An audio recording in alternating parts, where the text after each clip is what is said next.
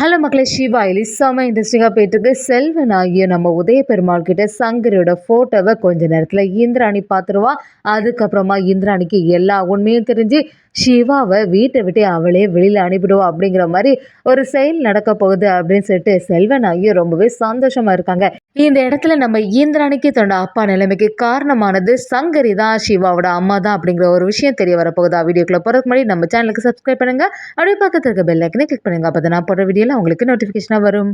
இந்திராணியும் வீட்டில் பூஜை வச்சிருக்கதை கவனிச்ச நம்ம செல்வனாகியும் இந்திராணி கிட்ட போய் எதுக்காக இப்போ இந்த வீட்டில் பூஜை நடக்குது அப்படின்னு கேட்கும்போது நம்ம இந்திராணியும் வேற எதுக்கும் இல்லை, சிவாவோட அம்மாவுக்கு இந்த பிறந்த நாள், அதனால தான் இந்த பூஜையை நம்ம வச்சிருக்கோம்.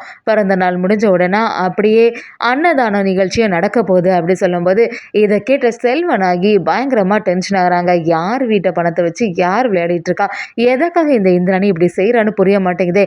எதுவாக இருந்தாலும் நமக்கு சாதகமாக தான் இருக்கும் போல. அந்த சங்கரியோட ஃபோட்டோவை மட்டும் அந்த இந்திராணி பார்த்துட்டானா அவளுக்கே புரிய வந்துடும் அப்படின்னு சொல்லிட்டு நம்ம செல்வனாகியும் ஒரு யோசனையில் இருக்காங்க. அதே சமயத்தில் உதய பெருமாளுக்கு பயங்கரமாக டென்ஷன் ஆகுது.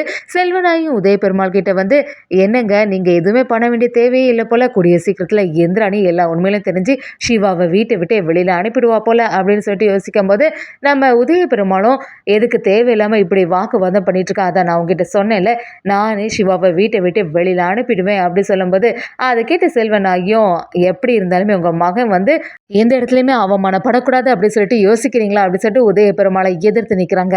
இன்னொரு சைடு பார்த்தீங்கன்னா நம்ம இந்திராணியும் எங்கே தான் இந்த சிவா போனா அப்படின்னு சொல்லிட்டு பார்த்துட்டே இருக்கும்போது செல்வனாகியும், என்னாச்சு இந்திரா, எதற்காக இப்படி வெயிட் பண்ணிகிட்டே இருக்க அப்படி கேட்கும்போது, இல்லை சிவா வந்து அவங்க அம்மா சங்கரியோட ஃபோட்டோவை ஃப்ரேம் பண்ணி எடுத்துகிட்டு வரேன்னா சொன்னால் அதற்காக தான் வெயிட் பண்ணிகிட்டே இருக்கேன் அப்படி சொல்லிட்டு நம்ம இந்திராணியும் வாசல்லையே பார்த்துட்டு இருக்காங்க. செல்வனாகியும் கூடிய சீக்கிரமாக ஒரு சம்பவம் நடக்க போகுது. இந்திராணிக்கு மட்டும் இப்படி ஒரு விஷயம் தெரிஞ்சுன்னா கண்டிப்பாக சிவாவை வீட்டை விட்டு வெளியில் அனுப்பிடுவா அப்படின்னு சொல்லிட்டு யோசிக்க ஆரம்பிக்கிறாங்க. அப்படியே செல்வனாகியும் இந்திராணி கிட்ட, உன்னோட அப்பா நினைவு நாள் கூடிய சீக்கிரமாக வரப்போகுதே இந்திரா அப்படி கேட்கும்போது நம்ம இந்திராணியும், ஆமாம் சித்தி, இன்னும் ஒரு 3 மாதம் இருக்குது அப்படி சொல்லி கேட்கும்போது, யார் யாரோ நல்லபடியாக இருக்காங்க பாரு, உங்கள் அப்பாவுக்கு வந்த நிலைமையை, உங்கள் அப்பாவுக்கு நிலைமைக்கு காரணமானவங்க எல்லாம் நல்லாவே இருக்க மாட்டாங்க அப்படிங்கிற மாதிரி பேச ஆரம்பிக்கிறாங்க. இதை கேட்ட உதய பெருமாளுக்கு டென்ஷன் ஆகிட்டே இருக்கு. எப்படியாவது இந்த ஃபோட்டோ வந்து இந்திராணி பார்க்கவே கூடாது, இப்படி என்ன செய்யறது அப்படி சொல்லிட்டு ஒரு மனக்குழப்பத்தோடே இருக்காங்க.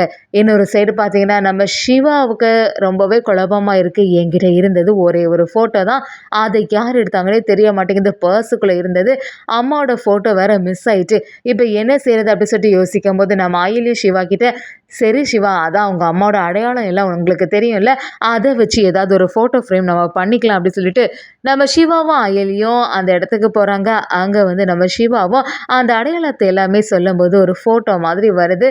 அதை பார்த்து நம்ம சிவாவும், இதை பார்க்குறதுக்கு கொஞ்சம் என்னோட அம்மா மாதிரி தான் இருக்காங்க, ஆனால் அந்த ஃபோட்டோவில் இருக்க அதே முகம் மாதிரி இல்லையே அப்படி சொல்லிட்டு ரொம்பவே ஃபீல் பண்ணிட்டு இருக்காங்க. அதை கேட்டு நம்ம அயலியும், சரி சிவா, நான் சமயம் வேறு ஆகிட்டே இருக்குது, அண்ணி வந்து வீட்டில் வெயிட் பண்ணிகிட்டே இருப்பாங்க, எப்படியாவது இந்த பூஜை ஆரம்பிக்கணும்னா ஃபோட்டோ இருக்கணும்ல சிவா அப்படி சொல்லும்போது நம்ம சிவாவும், சரி அயலி, நம்ம எதுக்கும் போயிட்டு வருவோம்னு சொல்லிட்டு கிளம்புறாங்க. அதே சமயத்தில் நம்ம இந்திராணியும் வாசலில் பார்த்துட்டே இருக்கும்போது சிவா அயலி வந்ததை கவனிக்கிறாங்க.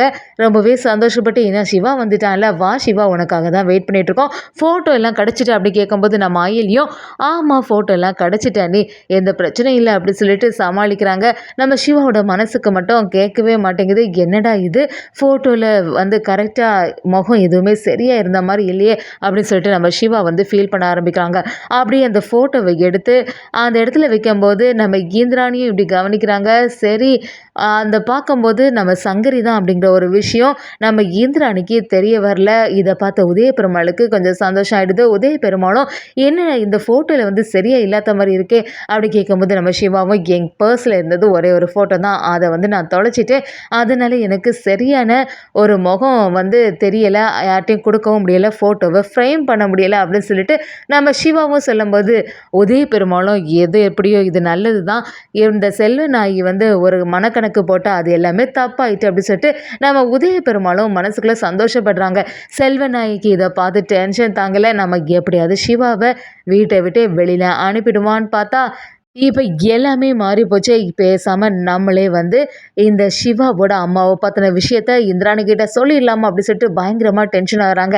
செல்வன் ஆகிய நம்ம உதய பெருமாளும் தடுத்து நிறுத்தி, "என்ன காரியம் பண்ண போயிட்ட செல்வன் ஐயா? அதான் நான் சொல்றேன்ல, கண்டிப்பா நான் வந்து சிவாவ வீட்ட விட்டு நானே அனுப்பிடலாம்." அப்படி சொல்லும்போது, அத கேட்ட செல்வன் ஐயா, "எவ்ளோ நாள் தான் நானும் இதுக்காக வெயிட் பண்ணிட்டே இருக்கிறதுக்கு, நம்ம கபிலன் வேற கூடிய சீக்கிரமா வந்துருவோம்." அப்படி சொல்லிட்டு செல்வன் ஆகியும் நம்ம உதய பெருமாள டார்ச்சர் பண்ண ஆரம்பிக்கிறாங்க. அதே சமயத்துல நம்ம இந்திராணியும், "சரி சிவா, நீ எதுக்குமே கவலைப்படாத. உன்னோட அம்மா வந்து எப்பவுமே உன் கூட தான் இருப்பாங்க." அப்படி சொல்லிட்டு நம்ம சிவாவ சமாதானப்படுத்துறாங்க. நம்ம ஆயிலியும் சிவா கிட்ட வந்து, "சிவா எதுக்குமே வருத்தப்படாதங்க." அப்படி சொல்லிட்டு, "சரி, அன்னதானம் குடுக்குறதுக்கு சமயம் ஆகுது. வாங்க எல்லாரும் சேர்ந்து அவங்க அம்மாவோட பிறந்த நாள் அதுவுமா எல்லாருக்குமே சாப்பாடு குடுக்கலான்னு" சொல்லிட்டு நம்ம இந்திராணி, சிவா, எல்லாரும் சேர்ந்து அந்த வேலைய பண்ண ஆரம்பிக்கிறாங்க.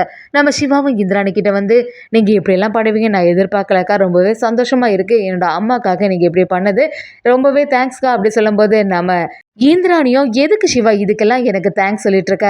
இது வந்து நான் என்னோட கடமை தான்." அப்படின்னு சொல்லிட்டு நம்ம இந்திராணியும் சிவா கிட்ட சொல்ல ஆரம்பிக்கிறாங்க. நம்ம இந்திராணியும் செழியனும் ரொம்பவே கவனிச்சுட்டு இருக்கும்போது, இத பார்த்த காளியப்பனும், எப்படியாவது இந்த செழியன வீட்ட விட்டு வெளியில அனுப்பிடலான்னு பார்த்தா, இங்க வந்து இந்த இந்திராணியோட மனசு மாறிருவா போலயே. நம்ம போட்ட பிளான் எல்லாமே சொதப்பிடும் போல.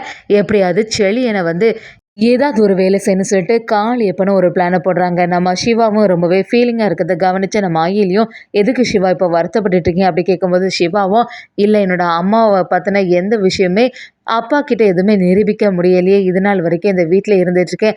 ஆனா அம்மாவோட பிறந்த நாள் கூட அவங்களோட சடங்குகள் எல்லாமே என்னால சிறப்பாவே நடத்த முடியல.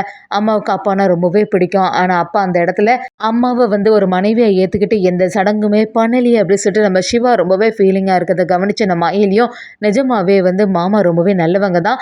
ஆனா உங்க சித்தினால தான் இவ்ளோ பிரச்சனையா?" அப்படி சொல்லிட்டு யோசிக்கும்போது, நம்ம சிவாவும், "அவங்களுக்கு நான் என்னதான் துரோகம் பண்ணேன்னு தெரிய மாட்டேங்குது. எல்லா விஷயத்துலயுமே எனக்கு இந்த மாரி பிரச்சனை பண்ணிட்டே இருக்காங்க. கூடிய சீக்கிரமா நான் தான் இந்த வீட்டோட வாரிசு அப்படிங்கிற ஒரு விஷயத்த நிரூபிக்கலான்னு பார்த்தா, எந்த ஒரு வாய்ப்புமே கிடைக்க மாட்டேங்குது.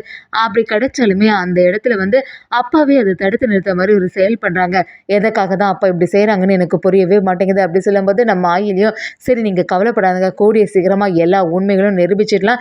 இந்த வீட்ல உங்களுக்கும் ஒரு அங்கீகாரம் கிடைக்கும்." அப்படின்னு நம்ம ஆயிலியும் சமாதானப்படுத்துறாங்க. நம்ம உதய பெருமாளுக்கு ஒரே குற்ற உணர்ச்சியாட்டு இருக்கு. இந்த இடத்துல நம்மனால எதுவுமே பண்ண முடியலையே. சங்கரிக்கு இப்படி ஒரு சடங்கு எதுவுமே வைக்கும்போது, நம்மனால அத எடுத்து நடத்த முடியலையே அப்படின்னு சொல்லிட்டு ரொம்ப ஒரு குற்ற உணர்ச்சியோட அப்படி கதற ஆரம்பிக்கிறாங்க. இத கவனிச்ச செல்வன் ஆகியும், "என்ன உங்க மனைவிக்கு எந்த செயலும் பண்ண முடியாம போயிட்டே அப்படின்னு சொல்லிட்டு ஃபீல் பண்ணிட்டு இருக்கீங்களோ? இந்த மாரி ஒரு செயல் எல்லாம் பண்ணவே செய்யாதுங்க. நீங்க ஏற்கனவே சொன்ன மாதிரி கபிலன் வந்து கூடிய சீக்கிரத்துல வீட்டுக்கு வந்துருவான். அவன் வர்றதுக்கு முன்னாடியே இந்த சிவா வந்து வீட்லயே இருக்கக்கூடாது. இந்த வேலை மட்டும் நடக்கலன்னு வச்சுங்களேன், இந்திராணி கிட்ட நானே போய் உண்மைய சொல்லிடுவேன். அதுக்கப்புறமா அவங்க 2 பேரும் அக்கா, தம்பின்னு சொல்லிட்டு ஒரு உறவுல இருக்காங்கல்ல, அது எல்லாத்துக்குமே ஆப்பு வைக்கிற மாரி ஒரு செயல பண்ண போறேன்னு சொல்லிட்டு நம்ம செல்வன் ஆகியும் உதய பெருமாள மிரட்ட ஆரம்பிக்கிறாங்க. ஒரு கட்டத்துல நம்ம இந்திராணிக்கு சங்கரி பத்தின எல்லா விஷயங்களையுமே தெரிய வரப்போகுது. அதே சமயத்துல என்னதான் இருந்தாலும் சிவாவுக்கு ஆதரவா இருக்க போறாங்கன்னே சொல்லலாம்.